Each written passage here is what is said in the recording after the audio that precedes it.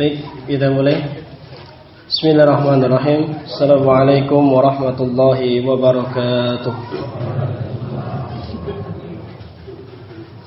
Alhamdulillah, innal hamdalillah nahmaduhu wa nasta'inuhu wa nastaghfiruh wa na'udzu billahi min shururi anfusina wa min sayyiati a'malina man yahdihillahu fala mudilla lahu wa man yudlil fala hadiya lahu. Asyhadu an la ilaha illallah wahdahu la syarika lah wa asyhadu anna Muhammadan 'abduhu wa rasuluhu la nabiyya wa la rasula ba'dah. Qala Allah ta'ala fil Qur'anil Karim ba'da an a'udzu billahi minasy syaithanir rajim. Ya ayyuhalladzina amanu taqullaha haqqa tuqatih wa la tamutunna illa wa antum muslimun. وقال يا أيها الذين آمنوا اتقوا الله وقولوا قولا سديدا يصلح لكم أعمالكم ويغفر لكم ذنوبكم ومن يطع الله ورسوله فقد فاز فوزا عظيما أما بعد فإن أصدق الحديث كتاب الله وخير الهدي هدي محمد صلى الله عليه وسلم وشر الأمور محدثاتها ألا وإن كل محدثة في الدين بدعة ألا وإن كل بدعة ضلالة وكل ضلالة في النار. رب اشرح لي صدري ويسر لي أمري واحلل عقدة من لساني يفقهوا قولي. اللهم لا علم لنا إلا ما علمتنا وعلمنا ما ينفعنا وزدنا علما. اللهم إنا نسألك علما نافعا ورزقا طيبا وعملا متقبلا. Ma'asyiral muslimin, ikhwani wa akhwati fid din, a'azzani wa a'azzakumullah. Alhamdulillah rabbil alamin. Pertama-tama marilah kita bersyukur kepada Allah Subhanahu wa taala atas berbagai macam limpahan nikmat yang tidak henti-hentinya diberikan kepada kita semua, sehingga pada kesempatan malam hari ini alhamdulillah atas limpahan nikmat dari Allah Subhanahu wa taala kita mampu istiqomah dalam menjalankan setiap perintah-perintah Allah dan juga menjauhi segala hal-hal yang dilarang oleh Allah Subhanahu wa taala. Terkhusus adalah keistiqomahan kita dalam menghadiri majelis ilmu, keistiqomahan kita dalam mempelajari agama Allah Subhanahu wa taala, di mana ini merupakan salah satu karunia yang sangat besar, salah satu nikmat yang sangat besar yang tidak diberikan oleh Allah kecuali kepada hamba-hamba pilihannya, kecuali kepada hamba-hamba yang dicintai oleh Allah Subhanahu wa taala. Sebagaimana kita mengetahui bersama bahwa ilmu syar'i, ilmu din itu merupakan sesuatu yang sangat berharga bagi seorang hamba. Dengan ilmu syar'i, dengan ilmu agama, maka seorang hamba akan mendapatkan kedudukan yang sangat mulia di sisi Allah Subhanahu wa taala. Sebagaimana Allah taala menjanjikan dalam surat Al-Mujadilah, A'udzubillahi minasyaitonir rajim, yarfa'illahu alladhina amanu minkum walladzina utul ilma darajat. Allah Subhanahu wa taala akan meninggikan, memuliakan kedudukan orang-orang yang beriman di antara kalian serta yang berilmu dengan kedudukan beberapa derajat. Jadi dengan ilmu itu seorang hamba akan meraih kemuliaan di sisi Allah Subhanahu wa taala.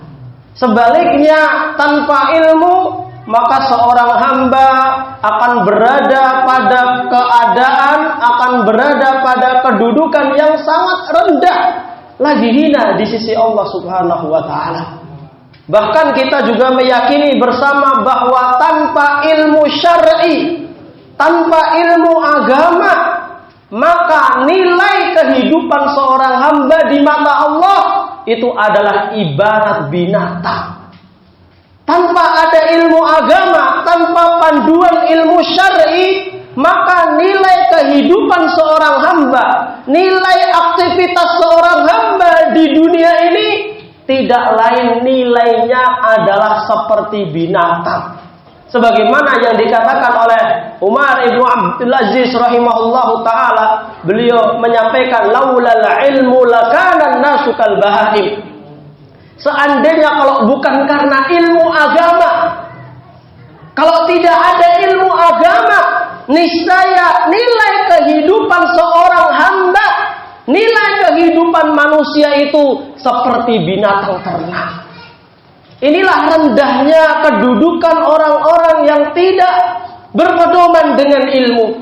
Rendahnya dan hinanya kedudukan orang-orang yang tidak memiliki ilmu agama. Allah Ta'ala jadikan kehidupan mereka itu nilainya seperti binatang. Sebagaimana kita telah mengetahui bahwa dua perkara yang apabila dua perkara ini hilang pada diri seorang hamba, maka nilai kehidupan hamba tersebut di mata Allah adalah seperti binatang. Yang pertama tadi kita sebutkan adalah ilmu syar'i. Seorang hamba yang hidupnya kehilangan ilmu syar'i, seorang hamba yang dalam aktivitasnya keluar tidak berpedoman dengan ilmu syar'i, maka seluruh aktivitasnya akan bernilai seperti binatang di hadapan Allah Ta'ala. Sebagaimana keterangan ini sangat jelas diterangkan oleh Allah Subhanahu wa Ta'ala dalam surat Al-A'raf ayat 179.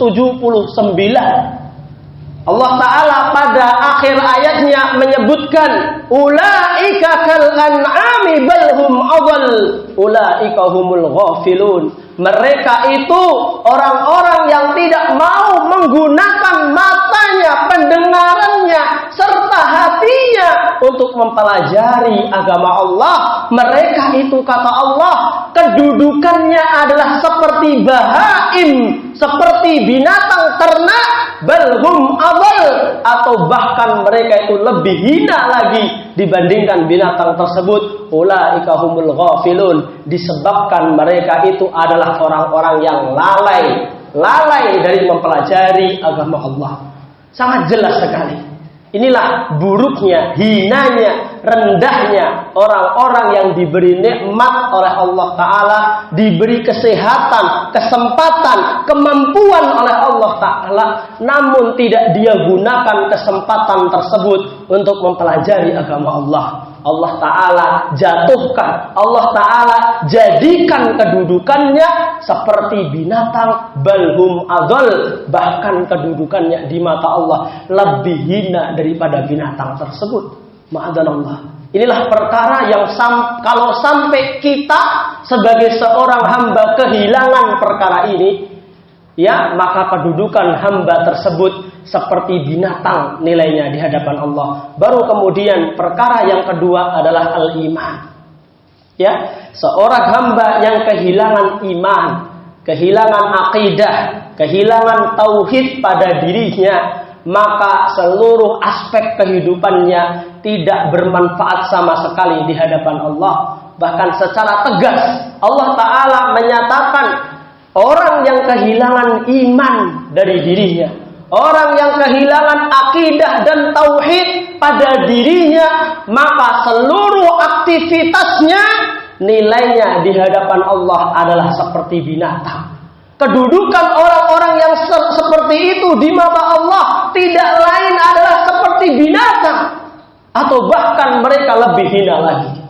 Sekalipun mungkin mereka juga sholat, sekalipun mungkin mereka juga beribadah, namun karena ketidakadaan iman, hilangnya iman, lepasnya iman dan tauhid pada diri seorang muslim, maka menjadikan orang tersebut nilainya sangat rendah, lagi hina di hadapan Allah. Allah Ta'ala mengingatkan dan menyebutkan di dalam surat Muhammad ayat yang ke-12. Pada pertengahan ayatnya Allah Ta'ala berfirman, walladzina kafaru. Adapun orang-orang kafir, orang-orang yang merusak keimanannya, orang-orang yang membatalkan dan menjual akidah dan imannya, yatamatta'una wa ya'kuluna kama ta'kulul an'am. Nilai kehidupannya orang-orang kafir, orang-orang yang tidak punya iman itu, nilai aktivitas dunianya itu semuanya seperti binatang. Hidupnya nilainya hanya sekedar makan dan minum saja, lebih daripada itu. Yatamatta'una wa ya'kuluna kama ta'kulul an'am. wan naru mathwal lahum, dan bagi mereka neraka itu adalah tempat kembali baginya. Ma'adzanallah. Oleh karena itu, ikhwafillah, mari kita jaga dua perkara yang sangat penting ini dengan sekuat tenaga. Karena antara ilmu dengan iman ini satu sama lain saling menguatkan. Mustahil orang akan sah keimanannya tanpa ilmu. Demikian pula mustahil keimanan itu dipertahankan, mustahil ilmu itu bermanfaat kalau tidak dilandasi dengan iman. Maka antara ilmu dan iman ini dua perkara yang sangat penting yang satu sama lain saling berkaitan. Tidak boleh seorang hamba meremehkan ilmu sebagaimana dia tidak boleh meremehkan iman. Maka alhamdulillah pada kesempatan malam hari ini kita bersyukur kepada Allah Subhanahu wa taala atas nikmat hidayah, taufik berupa iman yang masih diteguhkan pada diri kita, serta hidayah nikmat mempelajari ilmu agama. Ini merupakan nikmat yang tidak ada duanya. Demi Allah, seluruh apa yang kita kumpulkan dari perkara dunia ini tidak bisa mengalahkan besarnya nikmat iman dan ilmu dari Allah Subhanahu wa taala. Demi Allah, seluruh nikmat dunia ini tidak ada apa-apanya bagi seorang muslim dibandingkan dengan nikmat diberikannya iman serta ditambahkan ilmu agama pada dirinya. Oleh karena itu, sudah selayaknya bagi kita untuk meningkatkan rasa syukur kita kepada Allah atas nikmat yang begitu besar yang pada malam hari ini masih diberikan pada diri kita semua. Ma'asyiral muslimin, ikhwani wa akhwati fid din, a'azani wa a'azakumullah. Tapi pada kesempatan kali ini kembali lagi kita melanjutkan pembahasan dari kitab Aina Nahnu min Akhlaqis Salaf. Terakhir kali kemarin kita sudah menyelesaikan pembahasan dari bab atau pasal yang ke-30, pasal yang ke-20 dari kitab Aina Nahnu min Akhlaqis Salaf, yaitu pasal tentang as-salafu wal birru bil asdiqai wa husnus suhbati. Bagaimana keteladanan dari para salafus saleh dalam berbuat baik kepada sahabatnya, kepada ikhwannya, kepada teman-teman dekatnya. Maka pada kesempatan kali ini kita akan masuk kepada bab yang baru, yaitu bab pasal yang ke-21, yaitu bab yang menjelaskan tentang as-salafu wa huququl khalqi, meneladani para salafus saleh dalam memberikan hak kepada sesama makhluk. Nanti kita akan bacakan beberapa riwayatnya. Ikhwafillah rahimani wa rahimakumullah. Seorang muslim, seorang mukmin sebagaimana yang diperintahkan oleh Allah Ta'ala, mereka orang-orang beriman diperintahkan oleh Allah Ta'ala agar berbuat adil. Apa itu adil? Adil itu menempatkan segala hak pada tempatnya. Jadi memberikan hak pada tempatnya, menempatkan hak pada tempatnya ini merupakan sebuah ibadah yang sangat besar yang diwajibkan oleh Allah Tabaraka wa Ta'ala. Karena setiap makhluk punya hak atas diri kita. Setiap makhluk punya hak atas diri kita yang mana kita wajib menunaikannya. Dan hak itu masing-masing berbeda-beda. Istri kita punya hak untuk kita berikan, anak kita punya hak untuk kita berikan. Begitu pula seorang suami punya hak dari istrinya agar istri menunaikannya. Seorang tetangga juga punya hak untuk diberikan. Bahkan hewan pun punya hak untuk kita berikan haknya. Sebagaimana Allah Ta'ala mewajibkan di dalam surat An-Nahl ayat ke-90. Allah Ta'ala berfirman, a'udzubillahi minasyaitonir rajim. Innallaha ya'murukum bil adli wal ihsan wa ita'i dzil qurba wa yanha 'anil fahsya'i wal munkar. Sesungguhnya Allah Subhanahu wa Ta'ala mewajibkan kepada kalian, memerintahkan kepada kalian agar berbuat adil. Apa tadi adil? Adil itu memberikan hak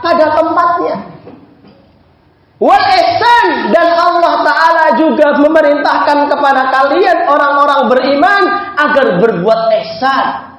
Wa ita'idil qurba, dan Allah Ta'ala pun memerintahkan kepada kalian agar berbuat baik kepada para kerabat kalian. Wa yanha 'anil fahsya'i wal munkar, dan Allah Ta'ala melarang kalian dari berbuat fahsya dan berbuat munkar. Dari ayat ini sangat jelas bahwa Allah Subhanahu wa Ta'ala melalui keadilannya menjadikan syariat Islam ini syariat yang mencakup segala perkara. Bahkan seluruh makhluk yang ada di alam semesta ini mendapatkan haknya dari seorang muslim. Ini perkara yang sangat penting sekali. Makanya sampai-sampai Nabi SAW pun juga berfirman, khairun nasi anfa'uhum linnas. Sebaik-baik manusia adalah yang memberikan manfaat. Makna memberikan manfaat adalah apa? Memberikan hak kepada sesama manusia. Jadi siapapun punya hak atas diri kita. Dan tentunya hak itu adalah sebagaimana yang Allah Ta'ala perintahkan. Ketika Allah Ta'ala perintahkan kepada kita untuk berbuat baik kepada siapapun, itulah hak yang harus ditunaikan oleh seorang mukmin. Nah, ini afafillah rahimani wa rahimakumullah. Menunaikan hak ini perkara yang sangat penting. Karena apabila ada hak dari makhluk atau bahkan dari seorang muslim yang kita langgar, tidak kita tunaikan, maka resiko dan konsekuensinya sangat besar. Resiko dan konsekuensinya akan dibawa sampai hari kiamat. Sebagaimana kita mengetahui ada orang yang disebutkan oleh Nabi dalam hadis sahih riwayat Imam Muslim sebagai orang yang muflis, orang yang rugi, orang yang muflis. Kenapa? Apa sebabnya orang ini dikatakan oleh Rasulullah sebagai orang yang muflis? Dalam hadis ketika Nabi SAW sedang bermajlis dengan beberapa sahabat, maka Rasulullah pun menanyakan kepada para sahabat dengan sebuah pertanyaan, atadzaruna manil muflis? Tahukah kalian siapakah itu orang yang muflis, orang yang merugi? Maka jawab para sahabat, qalu al muflisu fina man laisa lahu dirham wala mata. Orang yang rugi di antara kita adalah orang yang tidak punya harta, tidak punya uang. Itu orang yang merugi, kata beberapa sahabat ketika itu. Maka jawab Nabi SAW, qala al-muflisu min ummati man ya'ti yaumal qiyamah bisolatin wasiyamin wa zakah. Orang yang muflis, orang yang merugi di kalangan umatku, kata Nabi SAW, adalah mereka yang nanti pada hari kiamat membawa pahala sholat, membawa pahala puasa, membawa pahala zakat, serta pahala ibadah faridah, pahala dari ibadah-ibadah yang lain. Wa ya'ti qad syatama hadza wa qadhafa hadza wa akala mala hadza. Di sisi lain, dia juga membawa dosa dalam bentuk apa? Telah syatama, mencaci si fulan, wa qadhafa, dan menganiaya si fulan, wa akala mala hadza, serta memakan harta saudaranya, memakan harta manusia secara batil. Inilah yang kata Nabi SAW adalah orang yang muflis. Karena pahala-pahala yang dia miliki nantinya akan diambil guna menutup dosa-dosa, hak-hak yang pernah dia rampas dari makhluk-makhluk Allah, terkhusus kepada saudara muslimnya.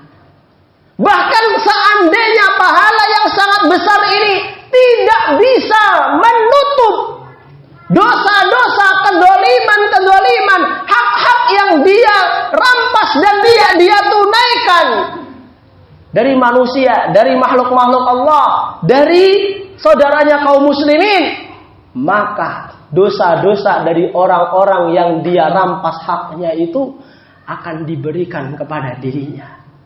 Sehingga habislah kebaikan, habislah pahala pada dirinya, dan tidaklah bertambah pada dirinya kecuali dosa dan dosa di hadapan Allah. Inilah orang yang dikatakan oleh Nabi SAW sebagai orang yang muflis, rugi. Sudah capek-capek beramal, namun pahalanya hilang disebabkan karena tidak menunaikan hak makhluk. Jangankan urusan kezaliman sesama manusia, kezaliman kepada saudara muslim, bahkan kezaliman kepada binatang pun akan dimintai pertanggungjawaban di hadapan Allah. Bukankah dalam hadis sahih disebutkan bahwa ada seorang wanita yadkhulun nara bihirratin, ada seorang wanita yang masuk neraka gara-gara seekor kucing. Ada hadis sahih yang menceritakan ada seorang wanita yang masuk ke dalam neraka gara-gara seekor kucing. Apa sebabnya? Dia tidak tunaikan hak-hak kucing tersebut. Dia tahan haknya. Dia kurung. Kemudian menyebabkan si kucing tadi mati. Kemudian dia masuk neraka disebabkan karena perbuatannya tersebut. Subhanallah. Jadi sekali lagi, urusan memberikan hak kepada manusia, kepada sesama muslim khususnya, ini bukan perkara kecil, tapi ini perkara besar. Bahkan untuk masalah penunaian hak ini, ikhwafillah, sampai binatang pun nanti akan dibangkitkan oleh Allah Ta'ala. Binatang yang notabene mereka itu bukan mukallaf. Mereka hidup di dunia ini tanpa punya kewajiban. Binatang tidak punya akal, gak ada kewajiban yang Allah Ta'ala perintahkan kepada mereka. Namun untuk apa nanti binatang pada hari kiamat di padang mahsyar akan dibangkitkan oleh Allah? Tidak lain adalah untuk penunaian hak. Akan ada kisos di antara mereka. Binatang pun akan dikisos atas kedoliman yang mereka lakukan sesama mereka. Disebutkan dalam hadis, la tu'addunal huquq yaumal qiyamah. Kata Nabi SAW, sungguh semua hak-hak akan Allah Ta'ala kembalikan pada pemiliknya pada hari kiamat. Hatta sampai bahkan seekor kambing yang tidak bertanduk, nas'atal jalja, kambing yang tidak bertanduk akan mendapatkan haknya dari kambing yang bertanduk. Jadi kambing yang tidak bertanduk yang mendapatkan perilaku zalim dari kambing yang bertanduk ketika di dunia, itu nanti akan dibalas oleh Allah Subhanahu wa Ta'ala pada hari kiamat. Ini menunjukkan bahwa urusan menunaikan hak, menahan hak itu bukan urusan kecil. Urusan besar. Terlebih bagi seorang mukmin, bukan sekedar perkara sosial dan duniawi saja. Namun seorang muslim itu menunaikan hak pada tempatnya, itu adalah sebuah ibadah yang sangat besar di hadapan Allah Subhanahu wa Ta'ala. Maka ada bab khusus yang berbicara tentang ini, agar kita ini berhati-hati terhadap hak sesama manusia, terlebih hak sesama muslim. Jangan sampai kita menahan, merampas hak saudara muslim kita, yang nanti ini pada hari kiamat akan dimintai pertanggungjawaban oleh Allah Subhanahu wa Ta'ala. Sekali lagi, ini bukan perkara kecil. Karena urusan hak ini tidak akan Allah Ta'ala ampuni sampai hak itu betul-betul dikembalikan. Bahkan seseorang akan tertahan masuk ke dalam jannah disebabkan urusan hak yang belum terselesaikan. Hati-hati ya. Seorang hamba, bahkan seorang syahid, seorang yang mendapatkan cap stempel syahid di mata Allah, itu bisa saja nanti tertahan masuk ke dalam jannah disebabkan perkara ini. Maka sudah selayaknya sesama muslim ya kita harus memperhatikan hak-hak yang wajib kita tunaikan. Jangan sampai ya atas hawa nafsu kita kemudian kita menahan, merampas hak daripada saudara kita kaum muslimin. Apapun itu haknya. Sekecil apapun hak itu bukan sekedar urusan harta, kehormatan, harga dirinya, itu juga hak yang wajib kita jaga. Ya khafillah rahimani wa rahimakumullah. Baik, kita akan bacakan beberapa riwayat yang dijelaskan dari para salafus saleh terkait bab ini. Baik, yang pertama, qala Al-Waqidi rahimahullah, berkata Imam Al-Waqidi rahimahullah, haddatsani Abu Bakar ibni Abi Sabrah, ya, an Abdul Majid ibni Suhail, an Auf ibn al-Haris, dari Auf ibn al-Haris, sami'tu Aisyah radhiyallahu taala anha taqul, aku pernah mendengar, kata Auf bin Haris, aku pernah mendengar bahwa Ummul Mukminin Aisyah radhiyallahu taala anha, beliau pernah berkata, pernah bercerita, da'atni Ummu Habibah inda mautiha, kata Ummul Mukminin Aisyah, ya, telah memanggilku Ummu Habibah, ya, salah seorang istri Nabi yang lain. Jadi antara Aisyah dengan Ummu Habibah ini adalah sama-sama istri Nabi sallallahu alaihi wasallam. Ummu Habibah ini nama aslinya Romlah ibnu Abi Sufyan, ya, putri dari siapa? Abu Sufyan, ya, dulu merupakan mantan dari komando tertinggi orang-orang musyrik Quraisy yang kemudian atas hidayah Allah Abu Sufyan ini akhirnya masuk Islam sebelum peristiwa Fathu Makkah, ya. Dan salah satu anaknya yang bernama Ummu Habibah, nama aslinya adalah Romlah, ini menjadi istri Nabi SAW. Diceritakan oleh Aisyah bahwa suatu ketika Ummu Habibah memanggilku, kata Aisyah, ketika keadaan beliau sedang berada pada masa kematiannya, artinya dalam keadaan sakaratul maut, Ummu Habibah memanggil Aisyah radhiyallahu taala anha. Faqalat, maka berkatalah Ummu Habibah, qad kana yakunu bainana ma yakunu bainadh dharair, sungguh telah terjadi di antara kami, ya, di antara saya dengan kamu wahai Aisyah, sesuatu yang adz-dharair, sesuatu yang tidak enak, sesuatu yang buruk, sebagai apa?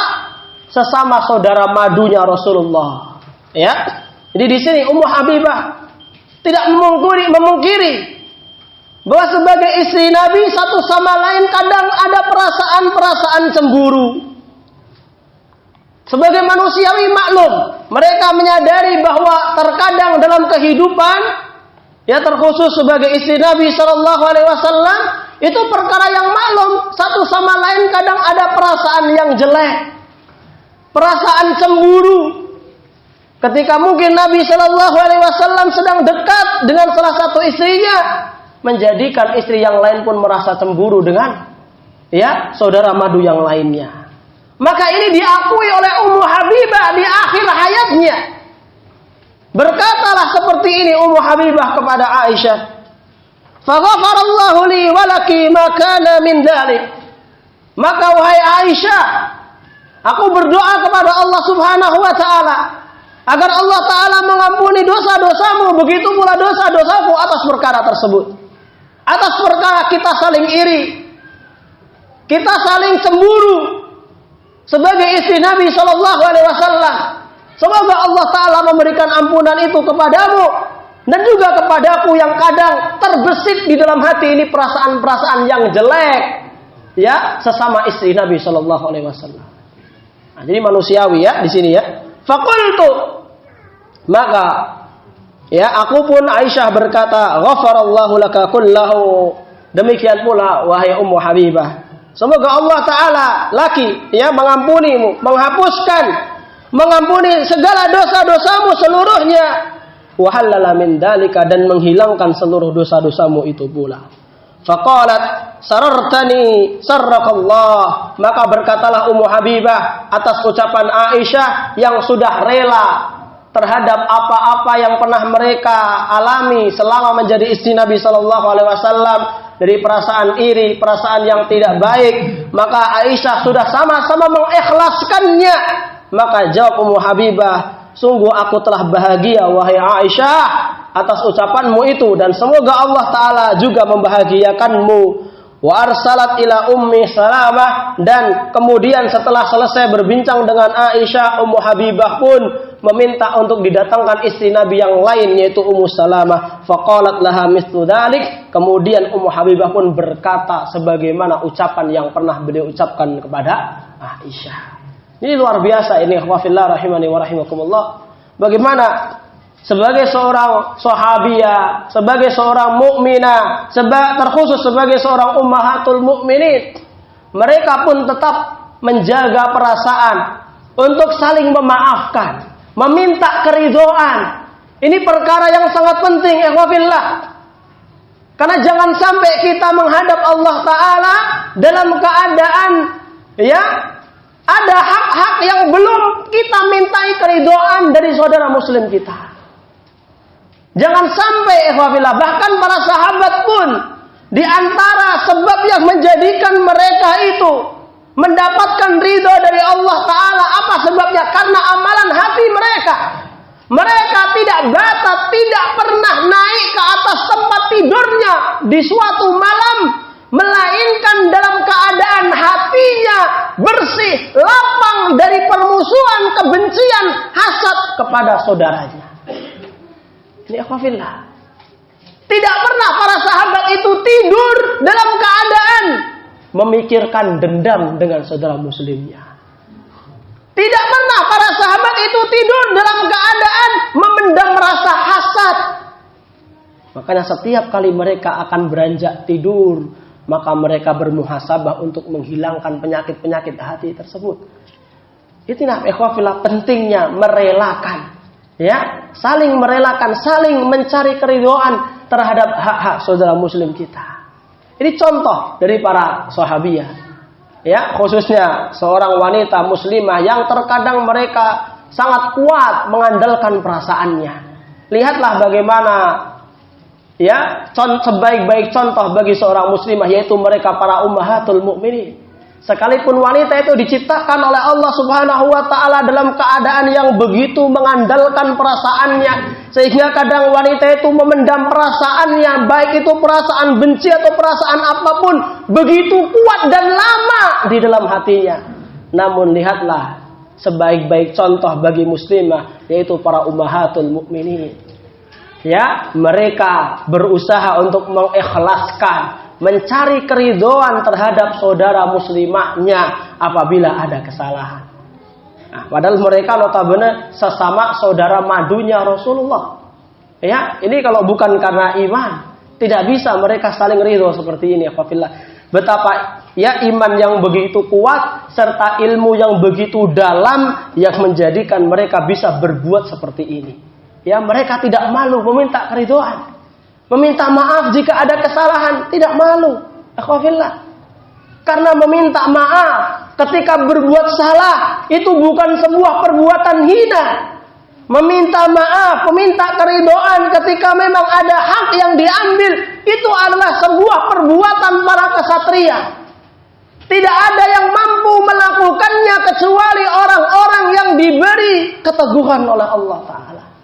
Adapun orang-orang yang di dalam hatinya terdapat penyakit akan sulit mengakui kesalahannya atau bahkan meminta maaf atas kesalahan yang pernah dia lakukan, karena baginya meminta maaf itu sebuah kehinaan dan kerendahan. Ma'adzallah. Bagaimana mungkin seorang mukmin menganggap permintaan maaf sebagai sebuah kehinaan? Maka ikhwafillah, terkadang di antara kita masih ada perasaan seperti itu. Sudah jelas berbuat salah, terkadang meminta maaf pun berat. Ada bisikan di dalam hati seseorang. Bisikannya apa?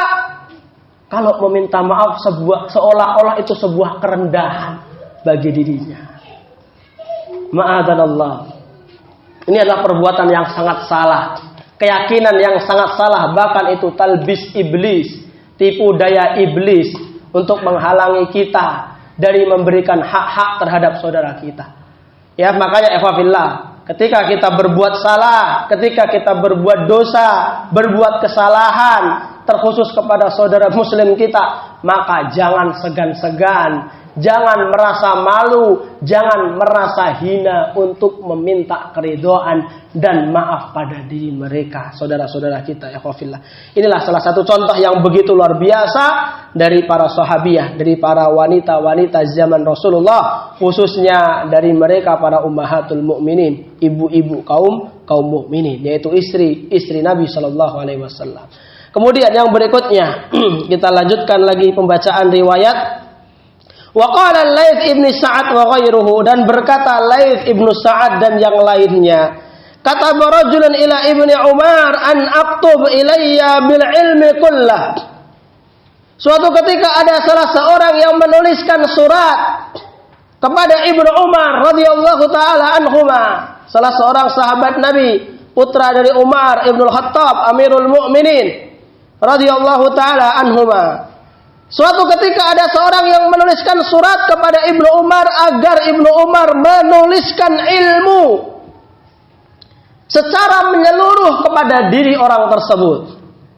Fakataba ilaihi, maka Ibnu Umar pun menuliskan perkara sebagaimana yang diminta oleh orang tersebut. Apa permintaan orang itu? Orang itu minta agar Ibnu Umar menuliskan ilmu yang mencakup segala perkara. Bil ilmi kullah, agar menuliskan sebuah ilmu yang menyeluruh.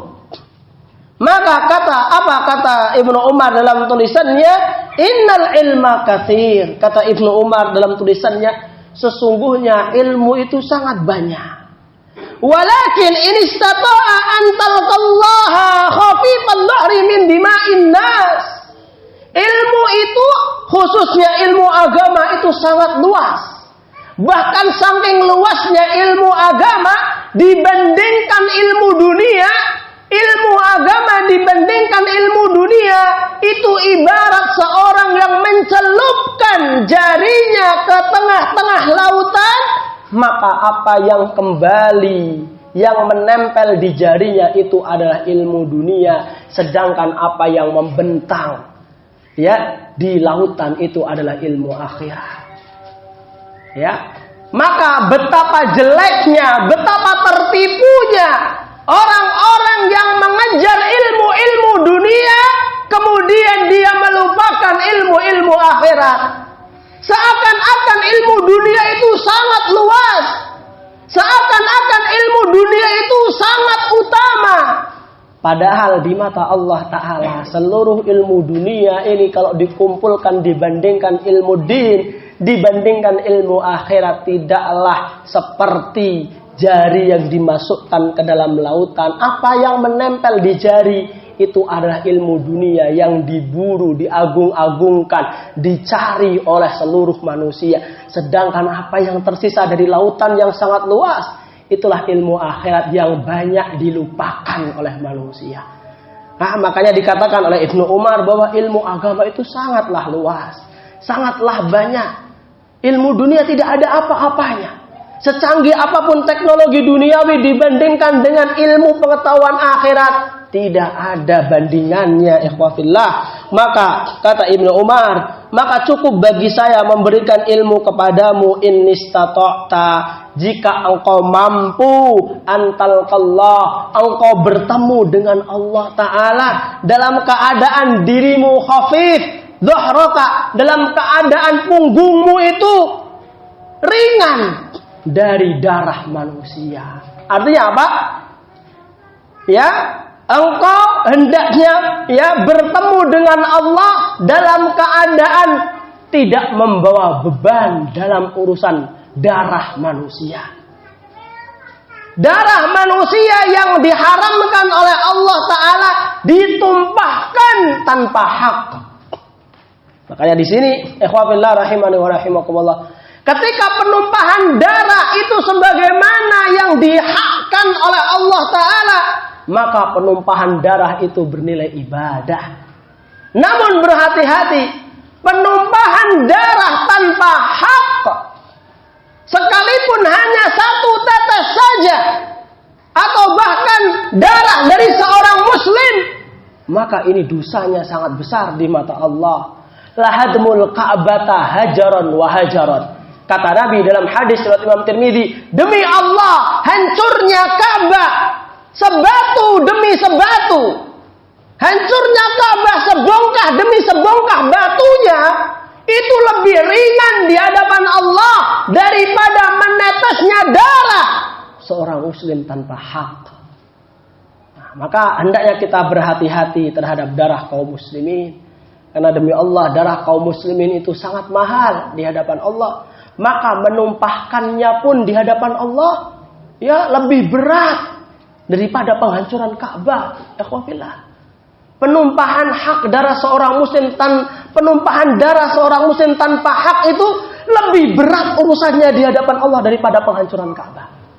Ya, ini perkara yang harus dipahami. Makanya Ibnu Umar mewasiatkan, jika engkau mampu, hendaknya engkau menghadap Allah dalam keadaan punggungmu tidak punya beban terhadap urusan darah manusia yang diharamkan untuk ditumpahkan secara hak. Ya, namun ketika penumpahan itu sesuai hak, maka pahalanya begitu besar di hadapan Allah.